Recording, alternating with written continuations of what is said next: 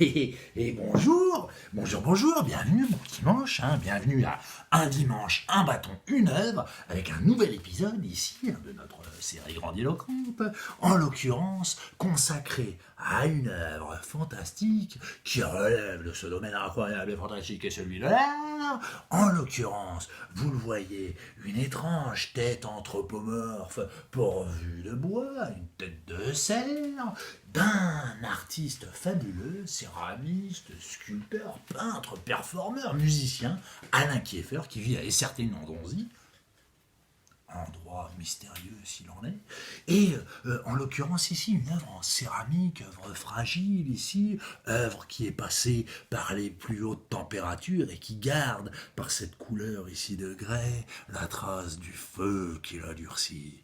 Alors cette œuvre, vous le remarquerez, donc outre la ramure magnifique avec les nombreux andouillets qui se prolongent parfois dans la base du bouc et de la moustache ici, eh bien une petite croix sur le haut du front qui surplombe un regard perçant et bleu, surmonté ou sous-monté de poches incroyables, une facture naturaliste sur laquelle il faudra revenir. Alors, cette croix, je dirais, ce travail qui consiste ici à faire ce que l'on appelle un cercle cruciforme renvoie à des usages dans l'histoire de l'art qui remontent au Moyen-Âge, n'est-ce pas? Et en l'occurrence à une imagerie qui a été stimulée, motivée par la légende dorée de Jacques de Voragine avec deux vies de saints. Le premier, qui primitivement s'appelait Placidus et qui, lors d'une chasse dans la forêt, voyant un cerf cruciforme, se convertit à la sainte foi et, chemin faisant, prend le nom de Saint Eustache.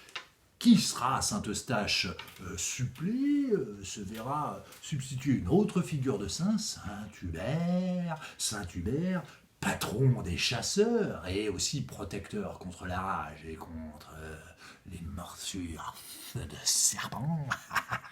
Eh bien, Saint Hubert, qui à l'origine s'appelait tout simplement Hubert, et était un grand chasseur qui se baladait dans la forêt des Ardennes et faisait de moult grands massacres, et un jour un cerf cruciforme, parlant par sa bouche, lui dit « Ah, tu n'es qu'un pauvre pêcheur, il va falloir changer ta mise. » Et Hubert, pris de panique, se retira au cœur de la forêt des Ardennes, parmi les sangliers et les castors, pour se convertir et s'associer à cette foi chrétienne. Il deviendra d'ailleurs évêque en 722, évêque de Liège, et il mourra en 727. Mais mettons cet arrière-plan de côté, n'est-ce pas, pour se concentrer ici sur ce qui fait, je dirais, le cœur même de cette pièce, savoir la mémoire de l'idée même de massacre. Massacre ici, souvenez-vous, dans l'art cinégétique, l'art de la chasse, ces bêtes, une fois tuées, dépecées, l'on en gardait la tête que l'on suspendait sur les murs du château, du manoir ou de la masure